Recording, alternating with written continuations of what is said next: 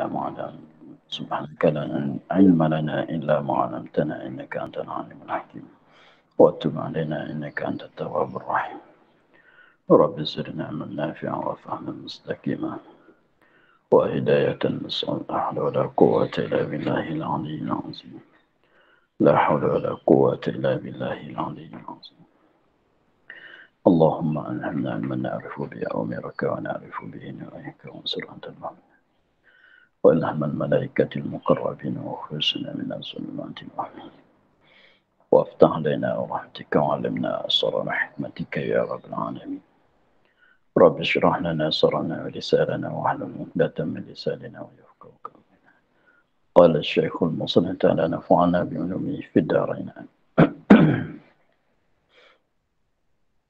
Faslun yang ketiga pada menyatakan adab sembahyang berjamaah dan sekurang-kurangnya imam dan makmum. Dan jikalau sembahyang seorang dengan berjamaah tiada khusyuk. Dan jikalau sembahyang seorang dapat khusyuk, maka berjamaah aula.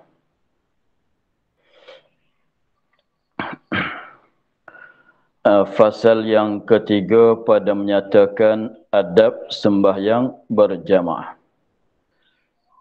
Yang mana fasal yang kedua yang telah lepas itu pada menyatakan syarat-syarat bagi sah mengikut.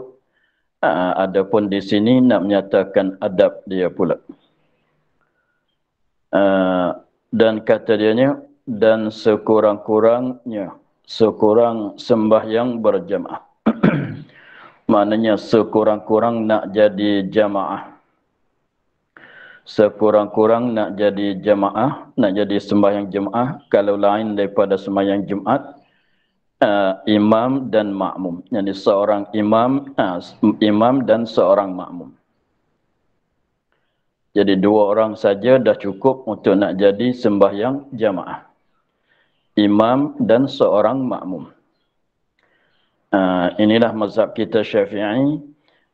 Sekurang-kurang nak jadi berjamaah itu ada seorang makmum dah jadi berjamaah. Adapun di dalam mazhab Hanafi paling kurangnya 3 orang. Maknanya makmum mesti 2 orang barulah jadi berjamaah.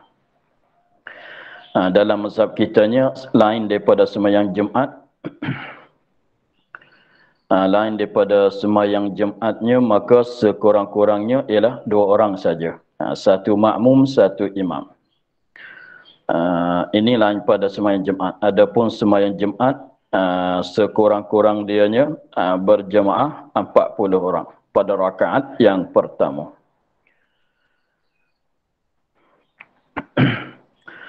Dan jikalau sembahyang seseorang dengan berjamaah tiada khusyuk. Dan jikalau bersembahyang seorang, yakni sembahyang seorang diri, tidak berjamaah. Dan jikalau sembahyang seorang, yakni seorang diri tidak berjamaah, dapat khusyuk. Jadi rupa di sininya berlawanan di antara mana baik di antara sembahyang jemaah dan sembahyang seorang diri. Dengan sebab dia ni kalau dia sembahyang seorang diri dia akan khusyuk. Tetapi tak dapat berjemaah. Kalau dia sembahyang berjemaah kalau dia sembahyang berjemaah dia tak khusyuk. Tapi dapat fadilat jemaah. Maka dia nak pilih yang mana? Kalau dia katanya jikalau sembahyang seseorang. Mana jikalau sembahyang oleh seorang berjemaah. Tetapi tidak khusyuk.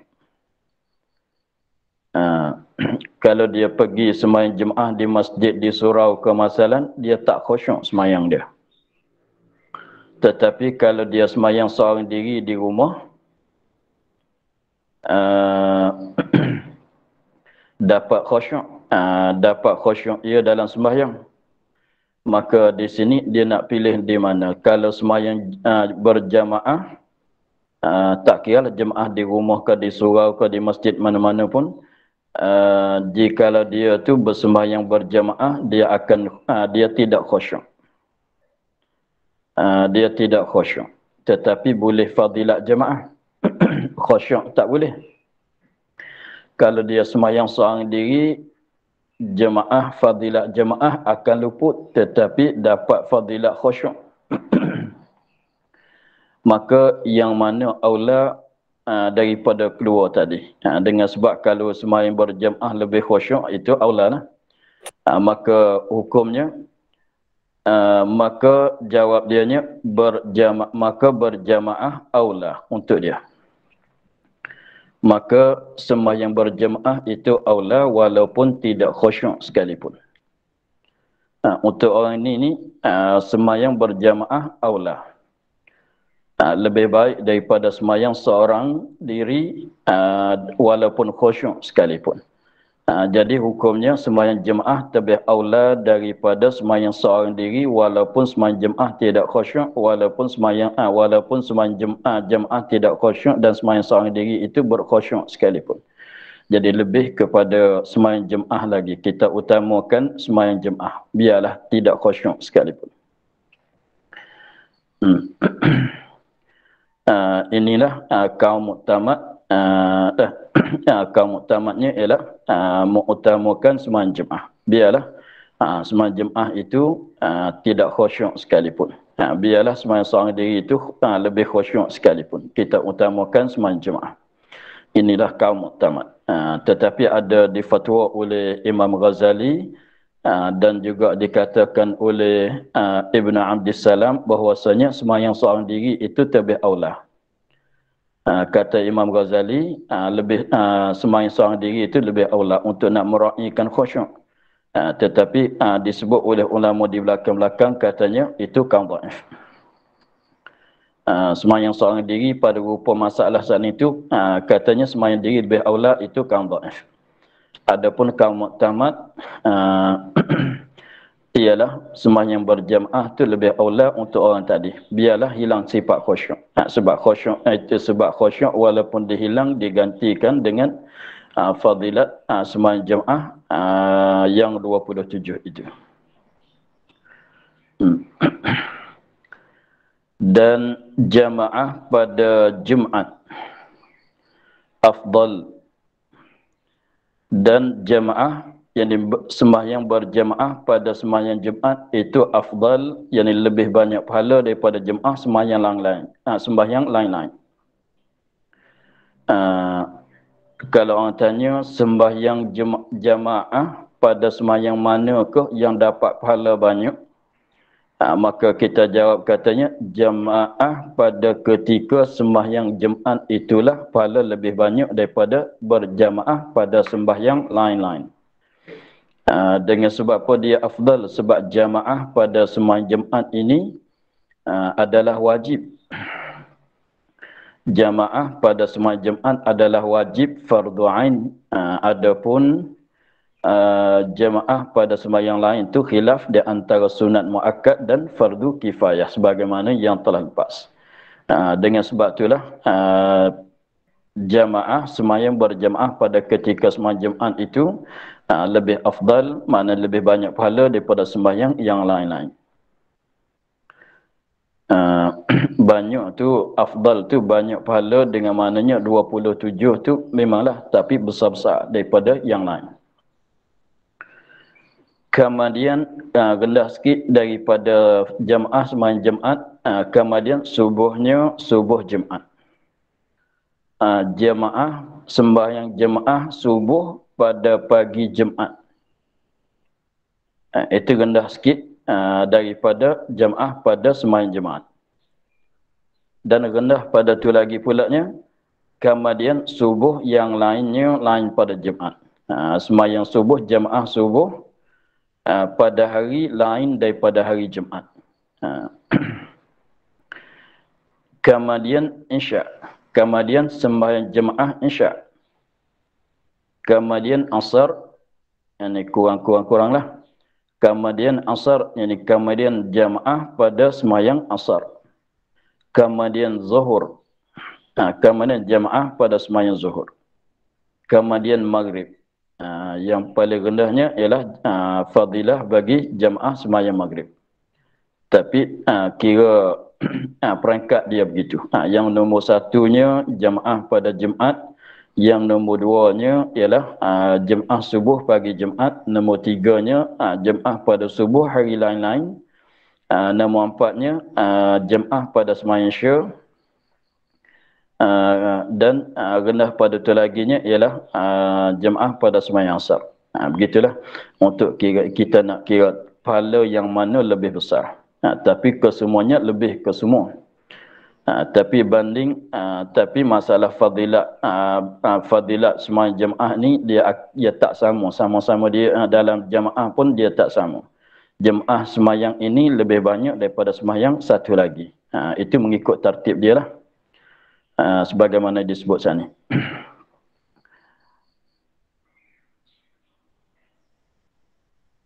Dan barangkalinya dan jamaah di dalam masjid.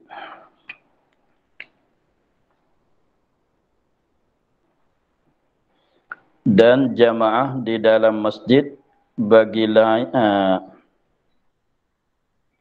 dan jamaah di dalam masjid bagi lain daripada perempuan afdal. Dan jamaah, yakni sembahyang berjamaah, solat jamaah di dalam masjid dilakukan di dalam masjid. Kita solat jamaah, tak kiralah sembahyang mana-mana pun, kita sembahyang jamaah dilaku di dalam masjid. Tapi bagi yang lain, ini bagi orang yang lain daripada orang perempuan. Lain pada perempuan tu ialah lelaki. Sebab yang sama dengan hukum perempuan juganya pada masalah di sini ialah orang khunsa. Nisbah bagi orang lelaki, sembahyang jemaah di masjid lebih afdal daripada sembahyang jemaah di tempat yang bukan masjid. Jadi maknanya sembahyang sama-sama sembahyang jemaah, orang ni sembahyang jemaah di masjid, orang ni sembahyang jemaah di surau masalah. Maka fadilat dia tak sama. Pahala yang dapatnya tak sama, lebih besar, lebih banyak pahala orang berjemaah di masjid. Sebab dia fadilah jemaah pun dapat, fadilat sembahyang di dalam masjid pun dapat. Dapat i'tikaf, dapat apa lagi dengan sebab ada kemuliaan bagi masjid. Begitulah. Dan jemaah perempuan, sembahyang berjamaah oleh orang perempuan afdal di rumah. Jadi untuk orang perempuan afdal bagi mereka berjamaah, bersembahyang jamaah di rumah masing-masing. Lebih afdal daripada datang sembahyang jamaah di masjid. Samalah surau. Dan jamaah perempuan afdal di rumah. Jadi sembahyang jamaah di rumah tu lebih afdal daripada datang ke masjid untuk berjamaah. Sekiranya kalau di rumah pun dia sembahyang di rumah boleh jamaah juga. Kalau datang masjid pun boleh jamaah, kalau sembahyang di rumah pun boleh jamaah juga. Maka afdalnya sembahyang jamaah di rumah. Dan hadir perempuan-perempuan akan masjid pada jamaah lelaki makruh bagi yang muda-muda dan yang tiada tua kerana takut fitnah. Dan hadir perempuan-perempuan, hadir oleh orang perempuan akan masjid. Sama juga maksud di sini sama juga surau. Yang dimaksud dengan masjid di sini ialah setiap-tiap tempat berjamaah yang lain daripada rumah dia. Dimaksudkan dengan masjid sini ialah sama dengan masjid juganya surau atau lain lagi, tempat-tempat yang disediai untuk sembahyang berjamaah, tempat-tempat yang dibuat sembahyang jamaah walaupun bukan masjid.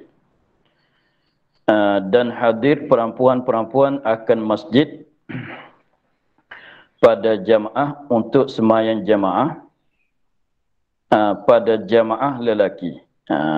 Jadi dia kaitnya begitu. Pada jamaah lelaki, maknanya pada tempat sembahyang jamaah itu dilakukan oleh orang lelaki.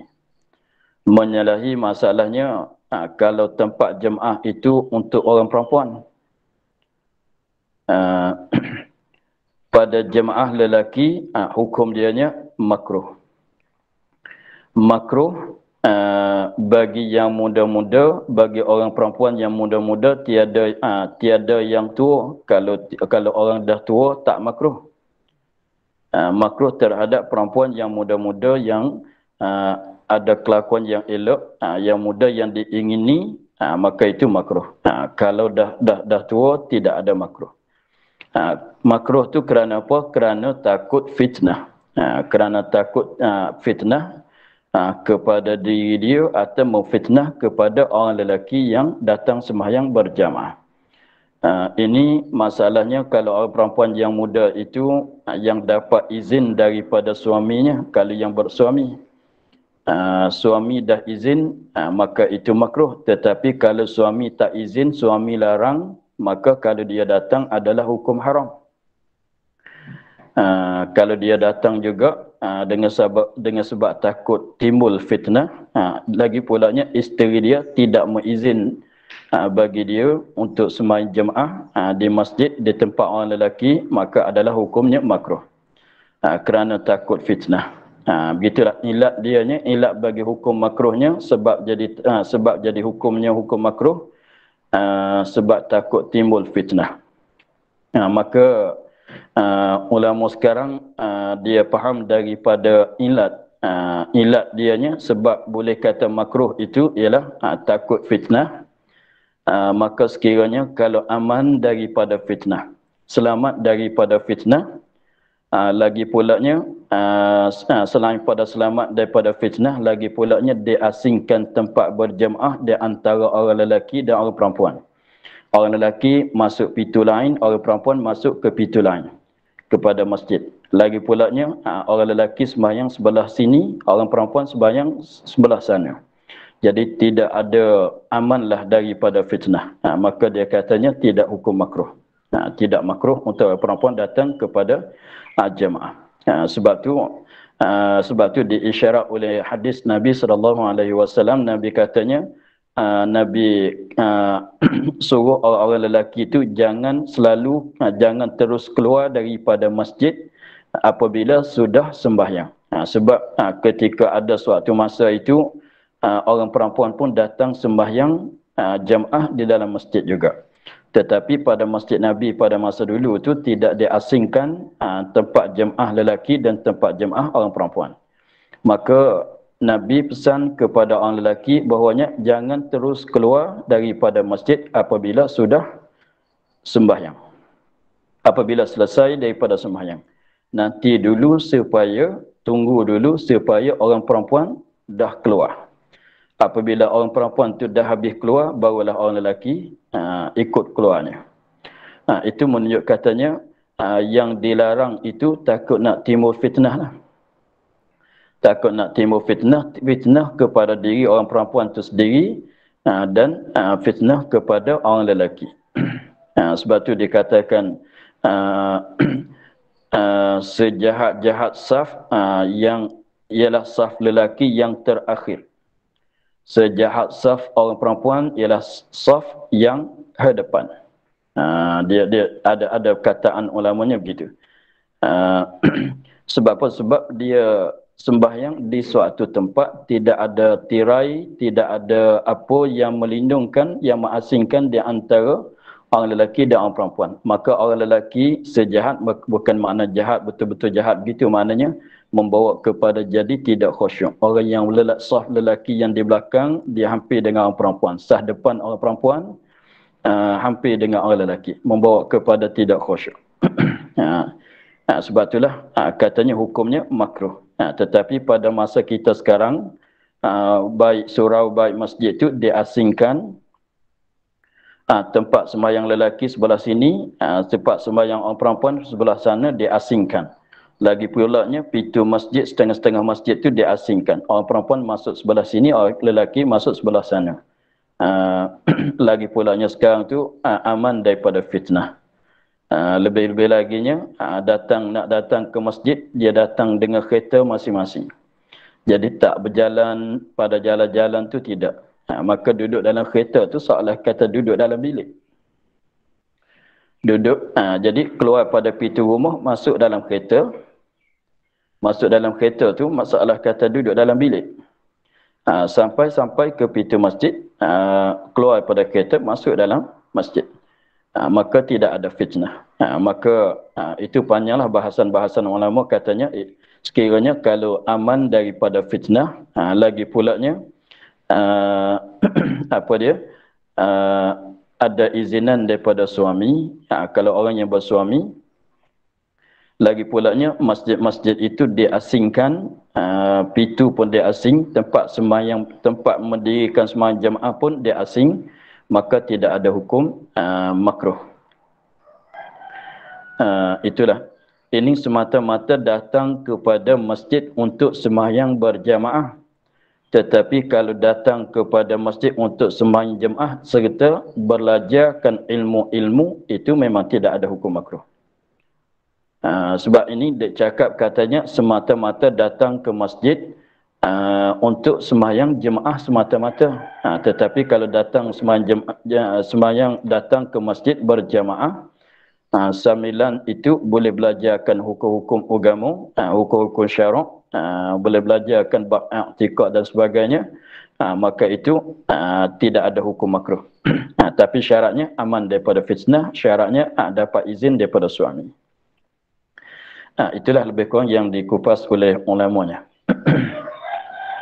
Itu pun makruh tu bagi perempuan yang muda-muda. Dalam kitab Arab dia katanya zawatul hay'ah. Maknanya orang yang muda-muda yang diingini lagi. Adapun orang perempuan yang tua, maka itu tidak ada hukum makruh. Habis? Dan jika muafakat sembahyang qadha imam dengan qadha makmum, sunat berjamaah. Dan jika muafakat sembahyang qadha imam dan qadha makmum, maka hukum dianya sunat berjamaah. Jadi muafakat maknanya bertentang, sama-sama nak qadha subuh, sama-sama nak qadha zuhur. Imam pun nak sembahyang zuhur qadha, makmum pun nak sembahyang qadha zuhur. Jadi sama-sama nak qadha zuhur. Maka zuhur sama zuhur. Sama-sama zuhur, sama-sama qadha. Maka sunatnya berjamaah. Gitulah. Dan jika tiada muafakat seperti zuhur dan asar, maka iaitu khilaful aula, tidak makruh. Maka jika tiada muafakat seperti tidak muafakat sembahyang makmum dan sembahyang imam, qadha makmum dan qadha imam tidak muafakat seperti seperti zuhur dan asar.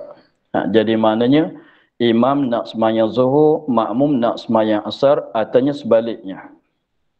Maka hukum dianya iaitu berjamaah pada masalah tiada muafakat tadi itu khilaful aula. Jadi maknanya tidak disunatkan. Tetapi sah. Sah tu sah lah mengikut syarat yang dulu tu boleh dah kan. Boleh kita nak sembahyang qadha di belakang tunai di belakang qadha, boleh ke semua. Cakap pasal sah tu sah semata. Tetapi sunat ke tak sunat tu inilah hukum dia. Sekiranya sembahyang yang hendak disembahyang oleh imam dan sembahyang hendak disembahyang oleh makmum itu tidak muafakat, jadi imam nak qadha zuhur, makmum nak qadha asar, maka berjamaah di situnya khilaful aula, tidak makruh.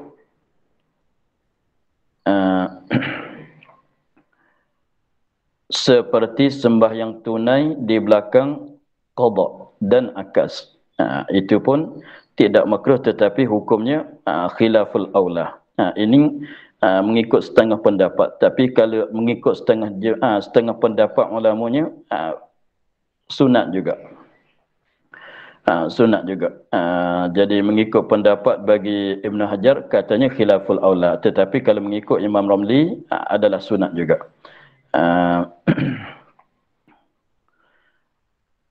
Begitulah.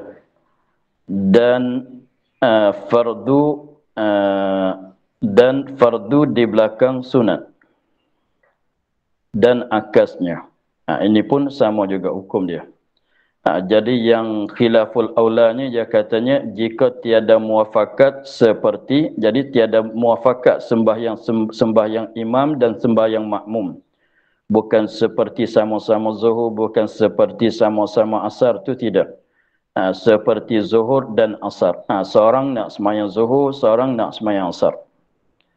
Maka iaitu khilaful aula. Ini lain daripada masalah jamak takhir. Lain pada masalah jamak takhir yang kita pernah cakap dulu. Maka iaitu khilaful aula, tidak makruh. Seperti sembahyang tunai di belakang qadha dan akas. Dan fardu di belakang sunat. Ini tidak makruh. Tidak makruh, kita baca salah, kena wakaf nak. Ulang balik. Dan jika tiada muafakat seperti zuhur dan asar, maka iaitu khilaful aula. Habis di situ. Tidak makruh seperti sembahyang tunai di belakang qadha dan akasnya. Seorang sembahyang tunai, seorang lagi sembahyang qadha. Dan fardu di belakang sunat. Ini tidak hukum makruh. Adakah masuklah hukum aula, khilaful aula ke tidak? Itu adalah khilaf. Dan fardu di belakang sunat dan akasnya. Jadi hukum makruh itu tidak ada.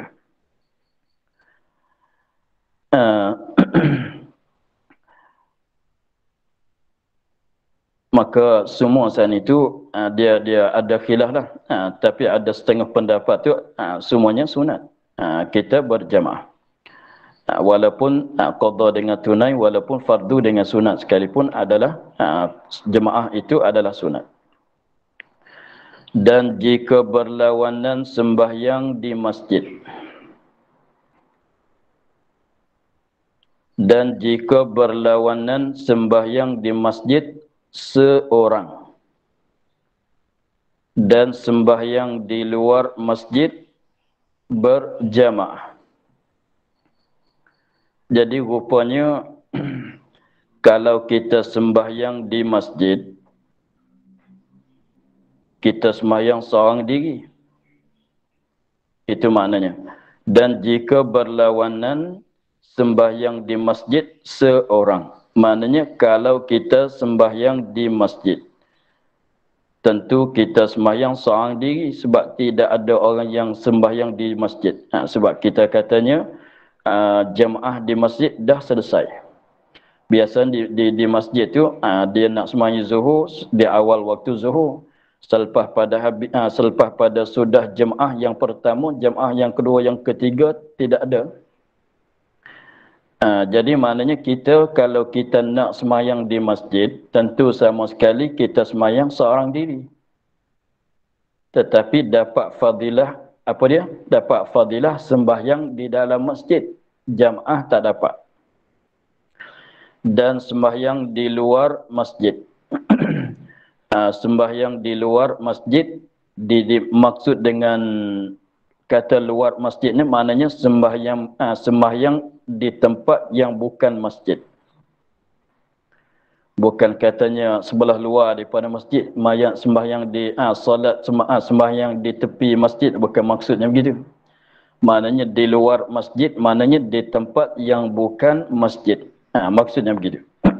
Di rumah ke, di masalan, di tempat kerja ke, di office ke masalan, katalah di mana-mana, di surau ke masalan. Surau pun masuk dalam kata bukan masjid. Surau semata-mata surau lah.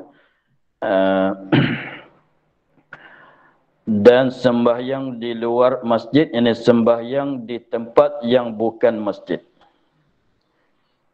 Di mana? Di rumah ke, di mana-mana saja asalkan bukan masjid.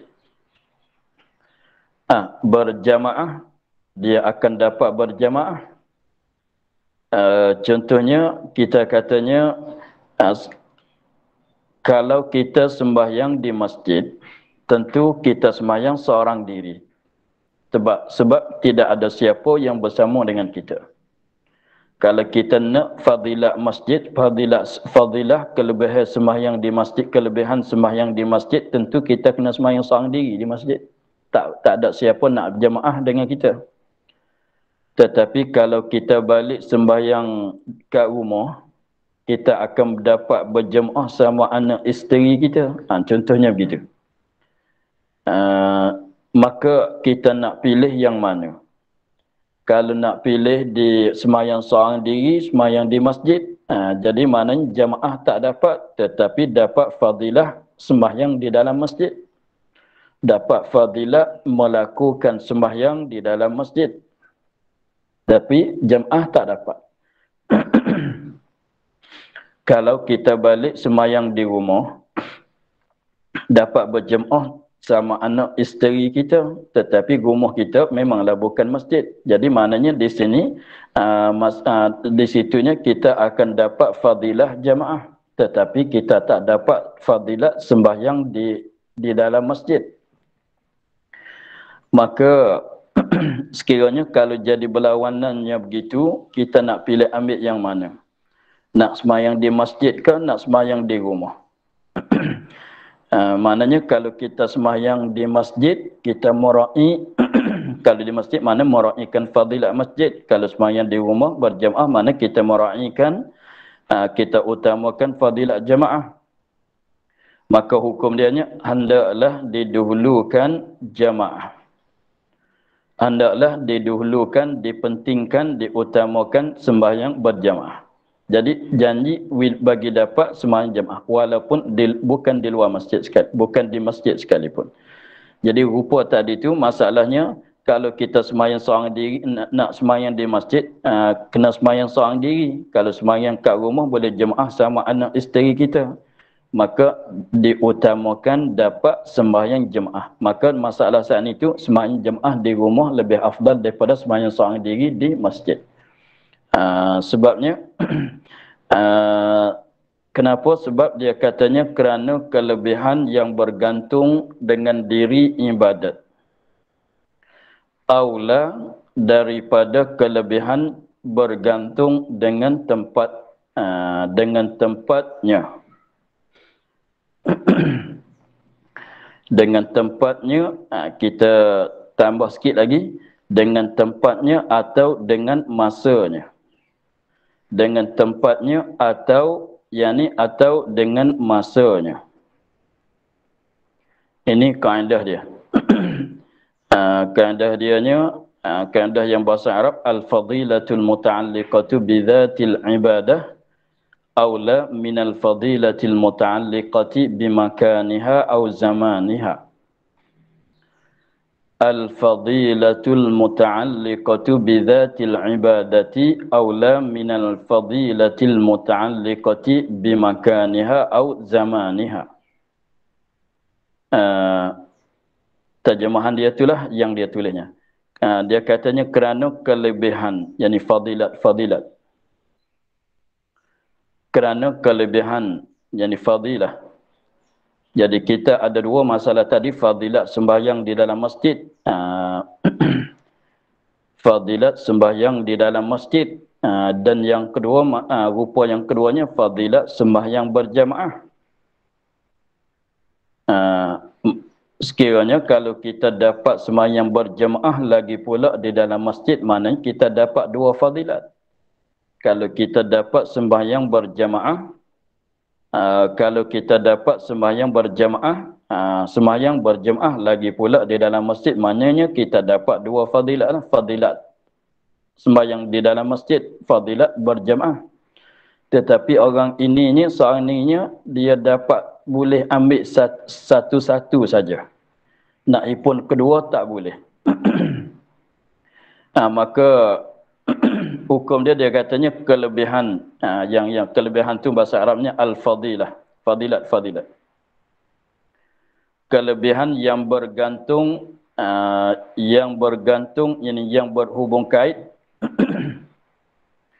yang bergantung, yang berhubung kait dengan diri ibadat. Dengan diri ibadat sendiri. Aula, dimaksud dengan kata aula tu, maknanya aula untuk kita mendahulukan, aula untuk kita nak meraihkan, aula untuk kita nak mengutamakan. Itu maknanya aula. Sebut kata aula maknanya sepatutlah kita meraihkan dia. Aula untuk mendahulukan, aula untuk nak meraihkan, aula untuk nak untuk utamakan daripada kelebihan, yakni fadilat yang bergantung, yang berhubung kait, yang bersangkut dengan tempatnya, tempat ibadat. Atau bersangkut dengan masanya, masa ibadat. Jadi rupa di sininya, kalau kita sembahyang di masjid, maka akan dapat fadilat sembahyang di masjid. Tetapi fadilat sembahyang di masjid dia sangkutan dengan tempat, ialah masjid. Masjid adalah tempat sembahyang di masjid. Sembahyang di masjid itu suatu fadilat, tapi fadilat sembahyang di masjid dia sangkutan dengan hubung kait dengan tempat kita melakukan ibadat sembahyang kita. Adapun sembahyang berjamaah itu ialah kelebihan juga, tapi kelebihan sangkutan dengan diri sembahyang sendiri. Jadi maknanya sembahyang di masjid lebih ke tidak? Memanglah lebih. Tapi lebih sebab tilik kepada tempat. Sembahyang di masjid kalau nak banding sembahyang sama-sama sembahyang seorang diri di masjid ke aula sembahyang di rumah. Kalau sembahyang seorang diri memanglah sembahyang seorang diri di masjid lebih afdal daripada sembahyang seorang diri di rumah. Sebab apa? Sebab kita ada dirikan sembahyang di masjid. Kelebihan tu dengan sebab kita duduk dalam masjid. Tetapi katilik kepada sembahyang fadilat jamaah. Fadilat jamaah ialah fadilat yang bersangkut dengan diri sembahyang. Yang berhubung kait dengan diri sembahyang. Jadi maknanya kalau kita sembahyang berjamaah di dalam masjid. Kalau kita sembahyang berjamaah di dalam masjid, kita akan dapat fadilat, kedua-dua fadilat.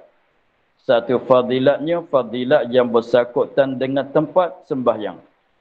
Dan fadilat yang bersangkutan dengan diri dia, diri sembahyang.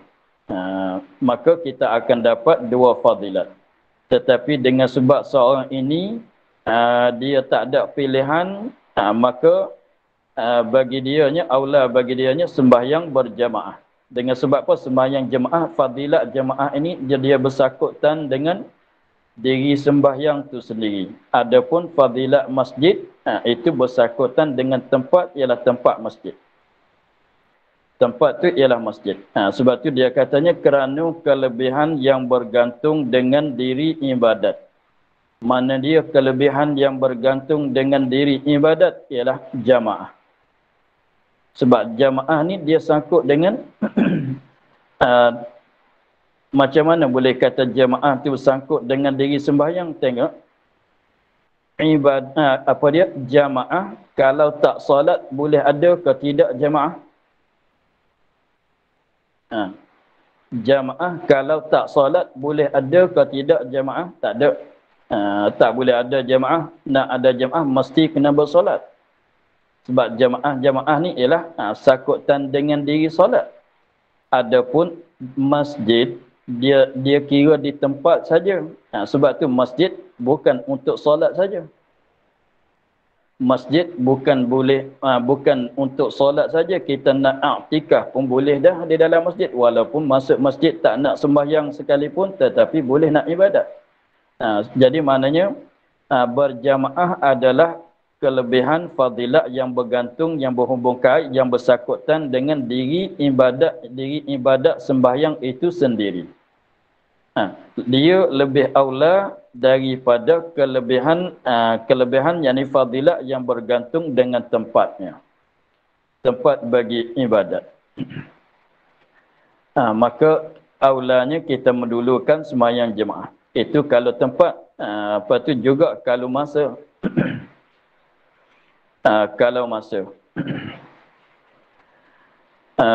kalau masa contohnya kalau kita katanya sembahyang di awal waktu, memanglah lebih. Sembahyang di awal waktu. Tetapi seorang diri. Apabila masuk waktu zuhur, kita nak sembahyang untuk nak ambil fadilat awal waktu, tentu sama sekali kita kena sembahyang seorang diri. Tetapi kalau kita nak tunggu, nak sembahyang jemaah, kena tunggu setengah jam lagi. Sebab di masjid kitanya, kita katanya, contohnya kalau waktu zuhur masuk pukul 1 masalah. Pukul 1 tengah hari masuk waktu zuhur. Tetapi biasanya di masjid kita tu sembahyang pukul 2. Di masjid kita tu sembahyang pukul 2 tengah hari. Maka kalau kita nak sembahyang, nak ambil fadilat sembahyang di awal waktu, memanglah lebih. Sebab Nabi katanya, apa dia? As-salatu inda awwali waqtiha min afdalit ta'at. Sembahyang di awal waktu setengah daripada sebaik-baik ibadatnya. Maka sekiranya kalau kita sembahyang nak ambil fadilat sembahyang awal waktu, tentu sama sekali kita kena sembahyang seorang diri. Tetapi kalau kita nak sembahyang jemaah, sebab tempat kita tu dah berjanji begitu. Zuhur nak sembahyang mulai jemaah di pukul 2. Kalau zuhur masuk pukul 1 pun, jemaah zuhur tetap pukul 2. Sebab kita di kawasan kita ni memang orang kerja. Orang kerja cuti pukul, dia berhenti, dia rehat pukul 1:30. Pukul 2 boleh buat jemaah lah. Tapi kalau kita nak sembahyang di awal waktu, kena sembahyang seorang diri. Tetapi kalau kita nak sembahyang berjemaah, mesti kena tangguh dulu, kena tunggu dulu, boleh setengah jam, artinya 1 jam masalah. Maka di situ maknanya jadi dua berlawanan di antara masa sembahyang dengan diri sembahyang. Kelebihan yang bersangkutan dengan diri sembahyang ialah berjemaah.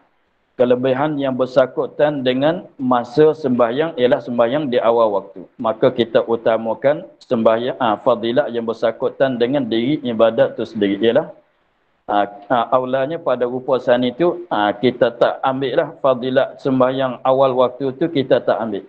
Bahkan kita ambil fadilat berjamaah, walaupun tak boleh nak sembahyang di awal waktu sekalipun. Sebab sembahyang berjamaah itu adalah fadilat berjamaah itu adalah fadilat yang bergantung, yang berhubung kait dengan diri ibadat sembahyang. Adapun di awal waktu, fadilat sembahyang di awal waktu ialah fadilat yang bersangkutan dengan masanya.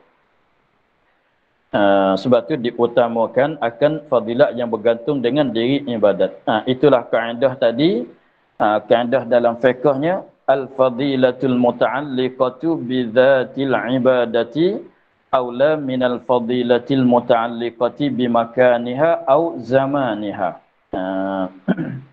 Jadi fadilat yang bergantung dengan diri ibadat aula untuk kita utamakan daripada fadilat yang bersangkutan dengan tempatnya atau bersangkutan dengan masanya. Gitulah. Lepas tu, habis tu dia ada satu kaedah, satu lagi pula yang nak sama dengan dia, ialah al-fadilatul muta'alliqatu bi zamaniha aula minal fadilatil muta'alliqah bi makaniha. Jadi fadilat yang bersangkutan dengan masa lebih aula dengan fadilat yang bersangkutan dengan tempat.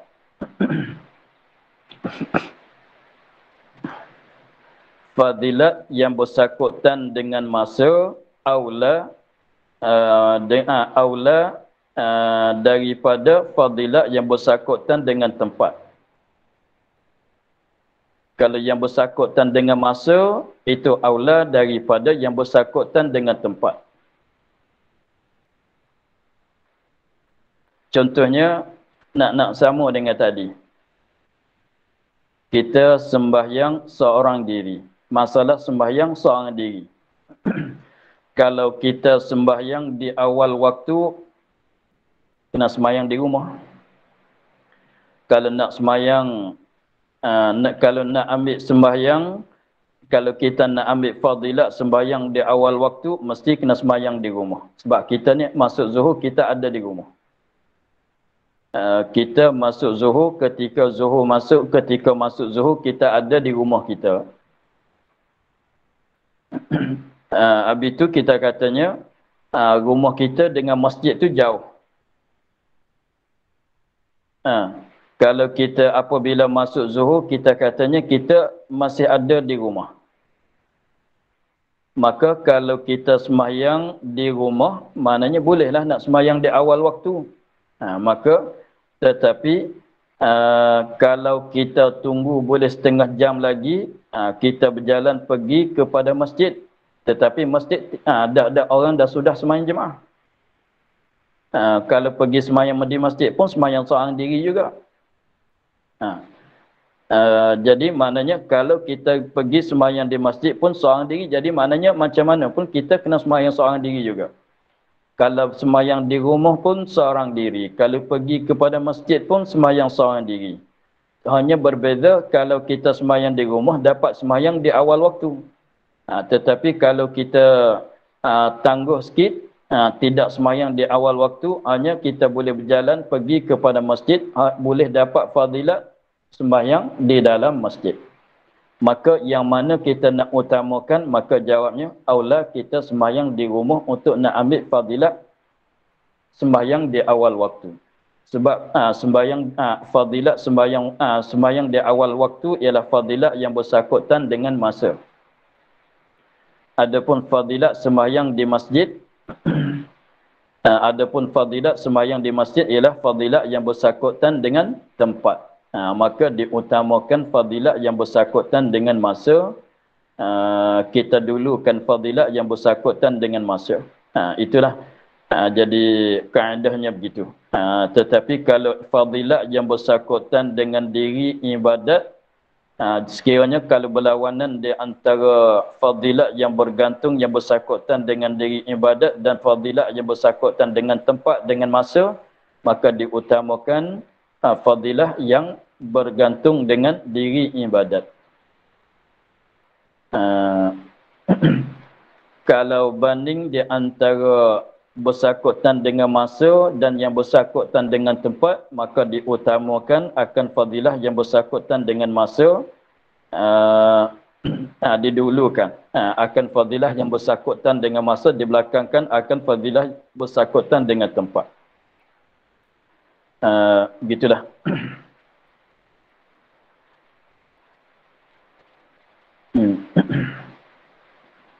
Dan sunat ulangi sembahyang fardu berjamaah.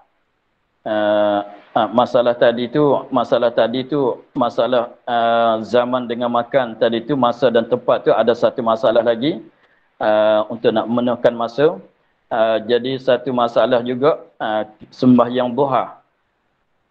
Masalah sembahyang duha, dia sembahyang duha ni waktu yang afdal untuk sembahyang duhanya ialah apabila lalu oleh serobok, oleh seperempat, apabila naik oleh matahari seperempat.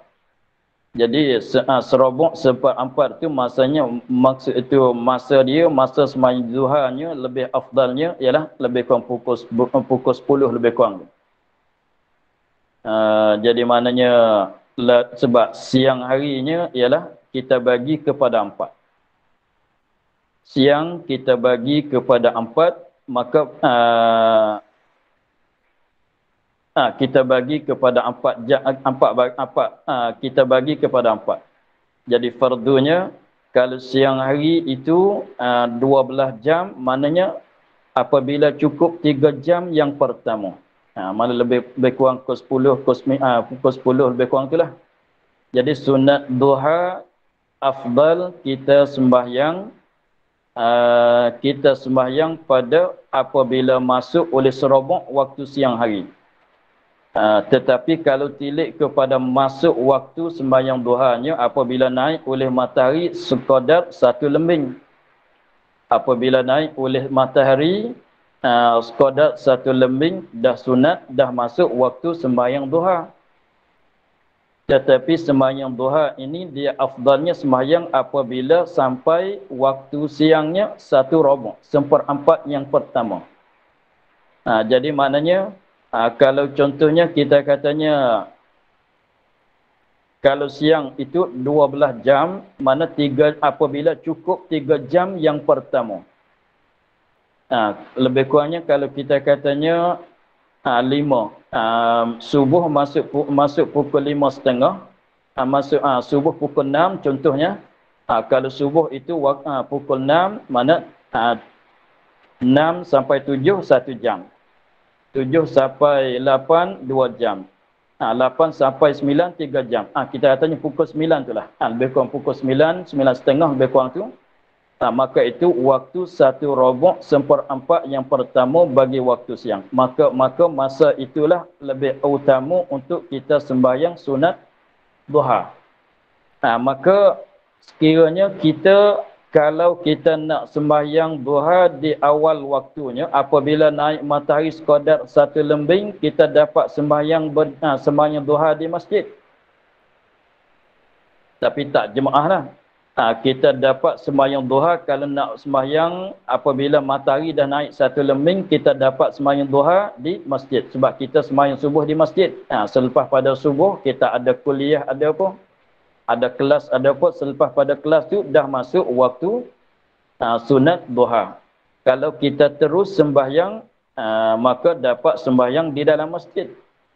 Tetapi sembahyang di awal waktu masuknya dia kurang afdal. Afdalnya sembahyang lebih kurang pukul 9.30 lebih kurang tu. Maka kalau kita nak sembahyang di pukul 9.30 kena sembahyang kat office. Kena sembahyang di rumah atau kena sembahyang di tempat kerja ke masalah, atau kena sembahyang di kebun masalah kalau kita orang berkebun. Maka diutamakan akan fadilah yang bersangkutan dengan masa. Maka rupa di situnya aula kita sembahyang pukul 9.30. Biarlah tak dapat sembahyang di masjid. Sebab apa? Sebab fadilah yang bersangkutan dengan masa diutamakan, didulukan di atas fadilah yang bersangkutan dengan tempat. Itulah kaedah dianya. Habis di situ insya-Allah kita akan sambung lagi pada kata dan sunat ulangi sembahyang fardu berjamaah jikalau yang pertama sudah berjamaah sekalipun. Wallahu a'lam. Alhamdulillah rabbil alamin. A'udzubillahi minasyaitonir rajim. Bismillahirrahmanirrahim. Alhamdulillah rabbil alamin wassalatu wassalamu ala asyrafil anbiya'i wal mursalin wa ala alihi wa sahbihi ajma'in. Allah